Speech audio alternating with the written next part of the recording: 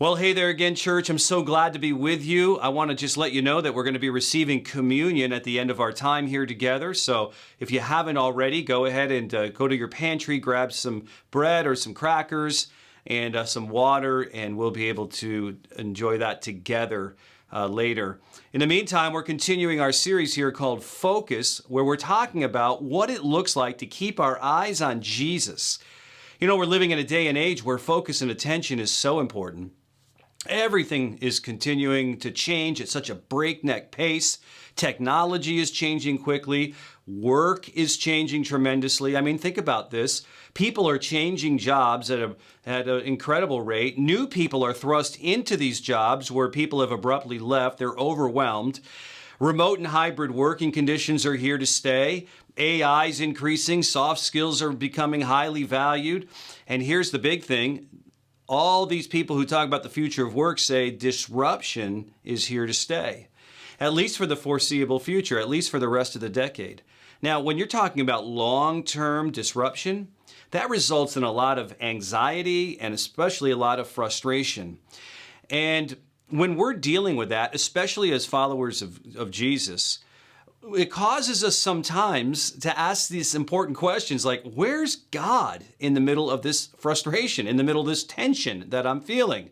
And is he powerful enough to handle what needs to be handled? And if he's not, if he is strong enough, is he uncaring? Why am I going through this? And this isn't just work stress. This is like, maybe some of you have been dealing for a long time with an unreconciled relationship with a family member, or maybe a long-term marriage frustration and you're just kind of at wit's end.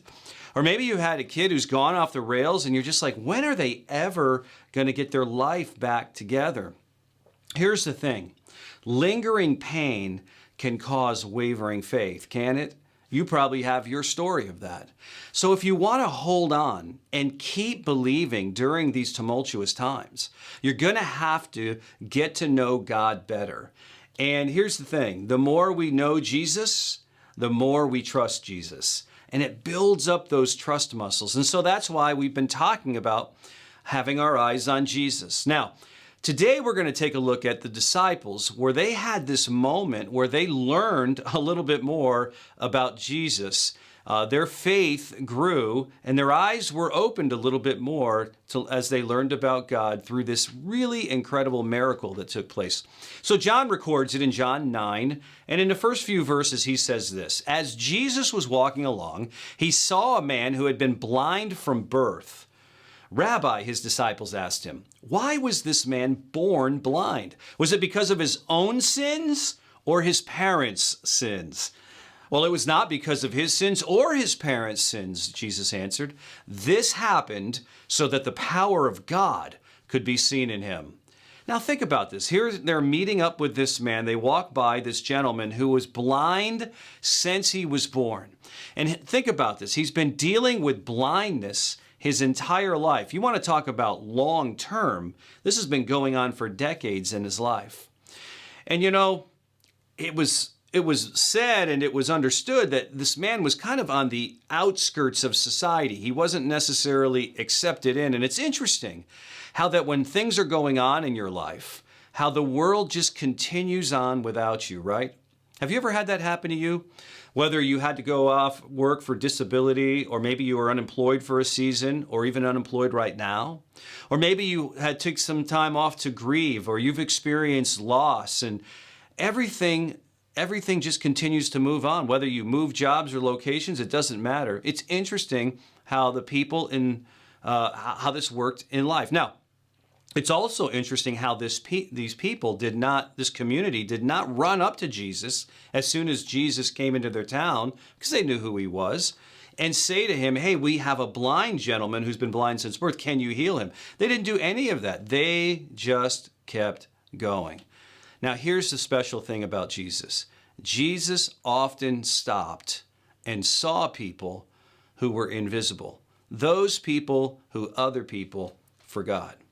Now, what happens next is really a little jarring.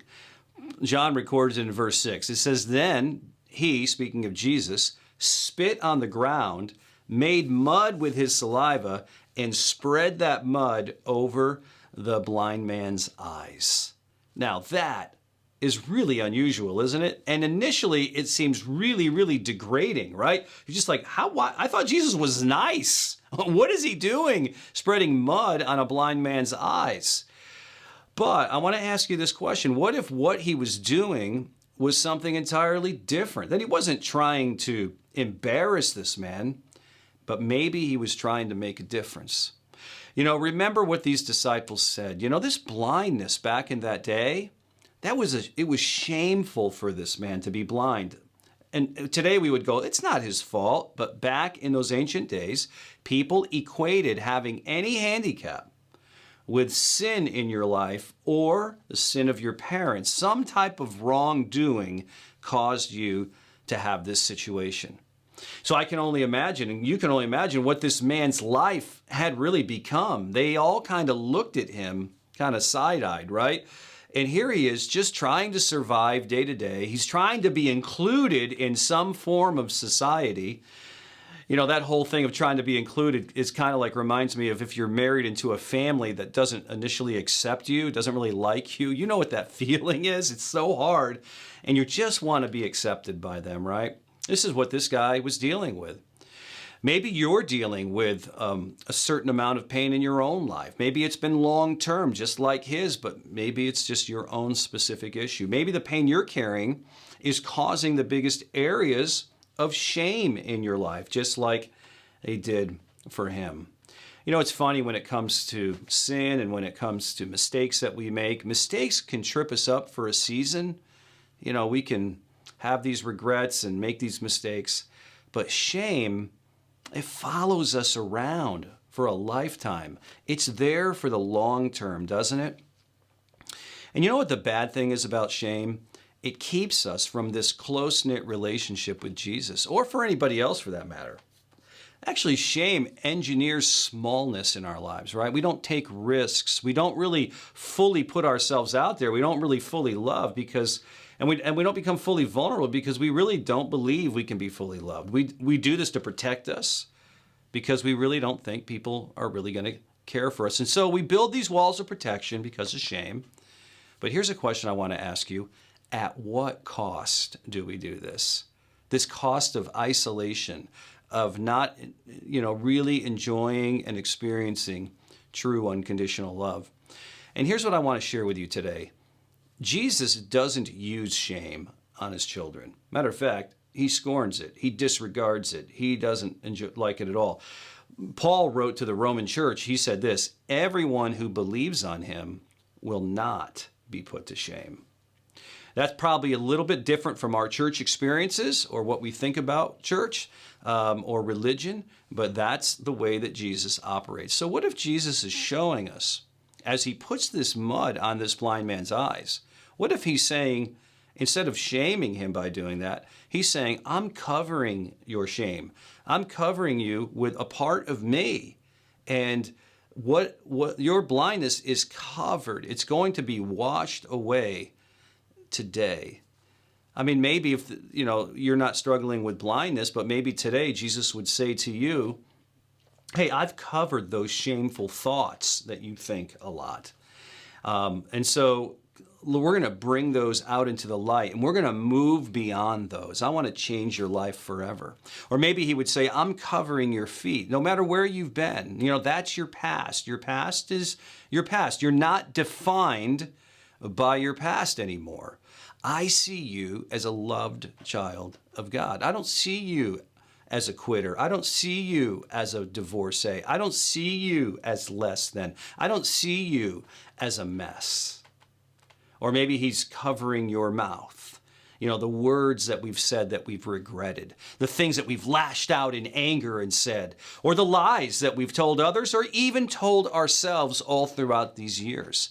See, Jesus sees us in our pain and he confronts our shame and he offers us unconditional love.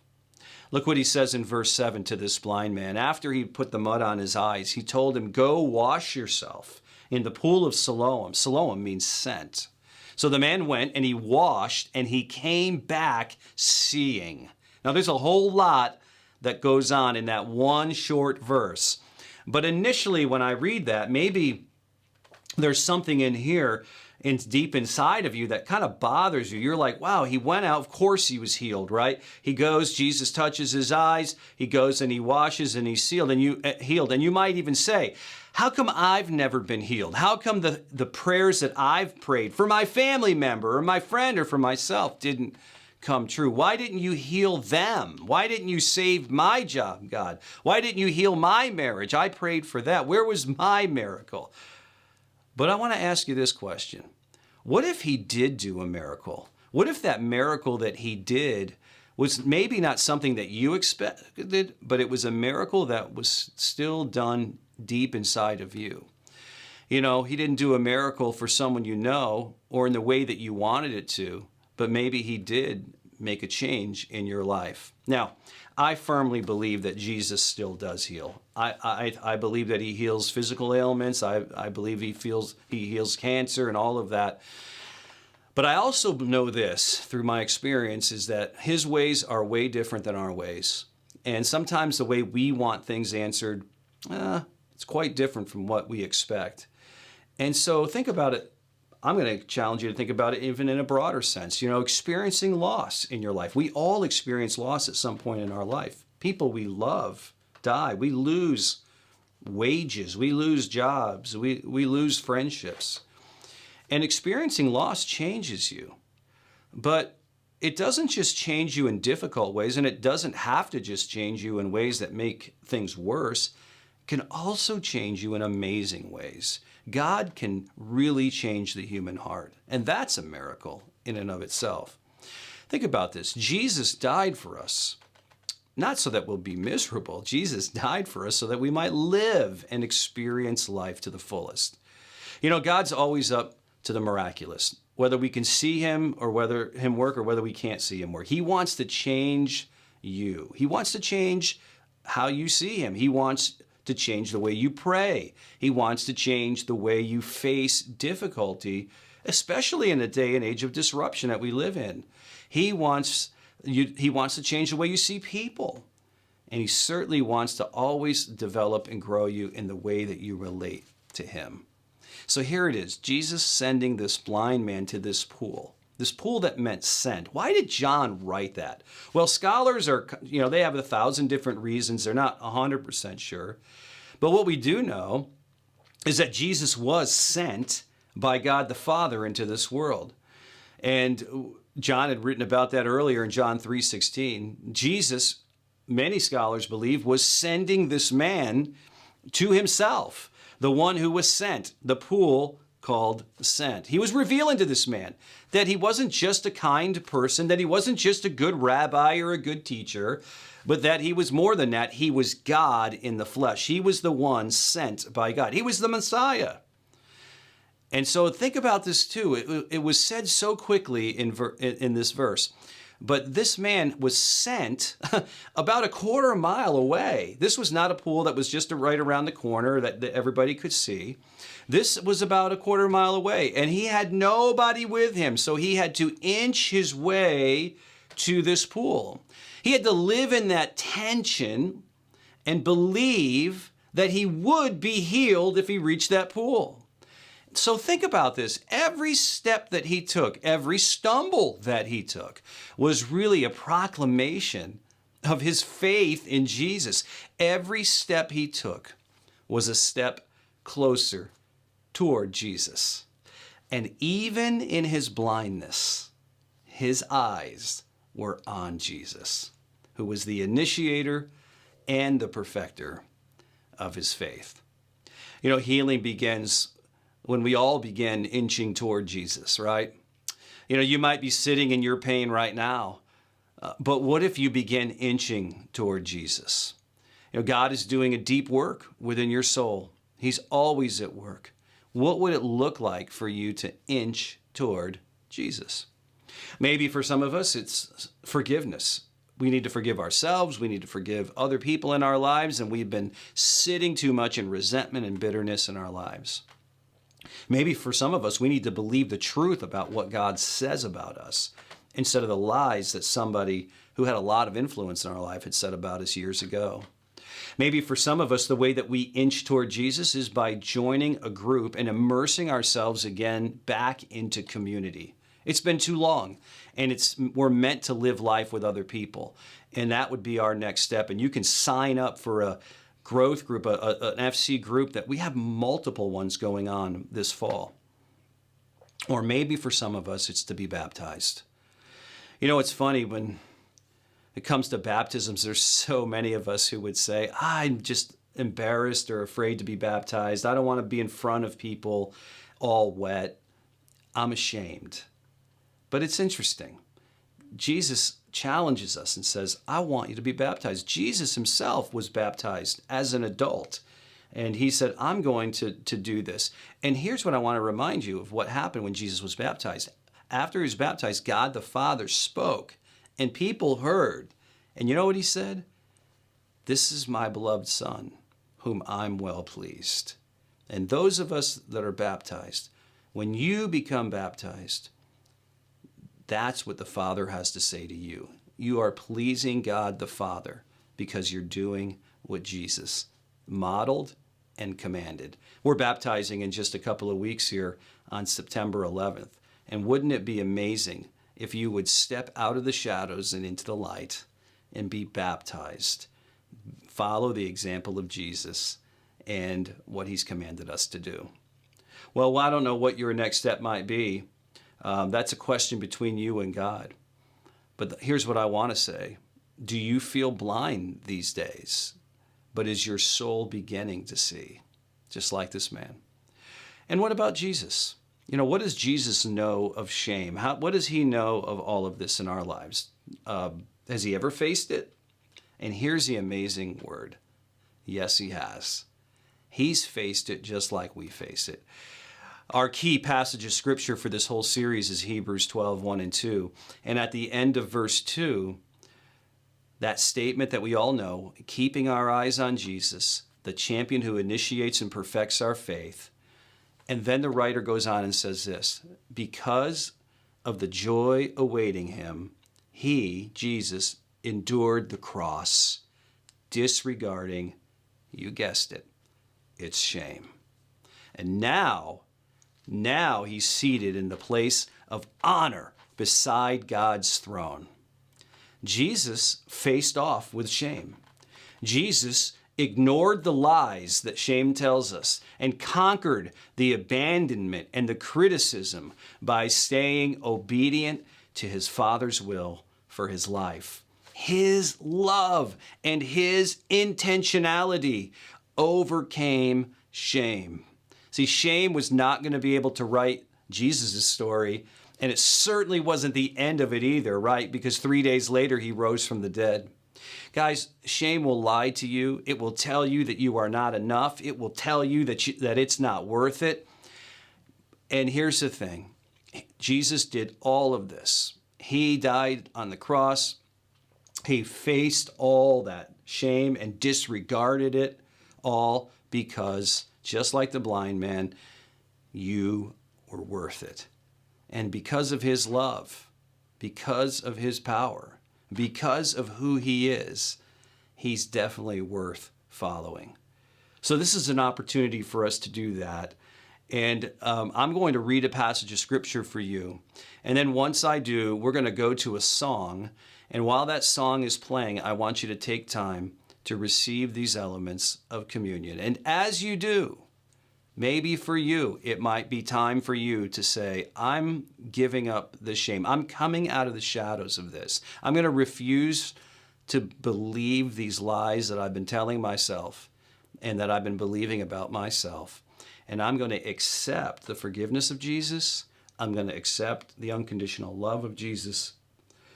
And I'm going to allow my life to glorify God by despising the shame, just like he did, and accepting him. Well, in 1 Corinthians, it says Jesus took some bread, and he gave thanks to God for it, and then he broke it into pieces, and he said, this is my body, which is given for you. Do this in remembrance of me. And in the same way, he took the cup of wine after supper, saying, the cup is a new covenant between God and his people. It's an agreement confirmed with my blood. Do this in remembrance of me as often as you drink it.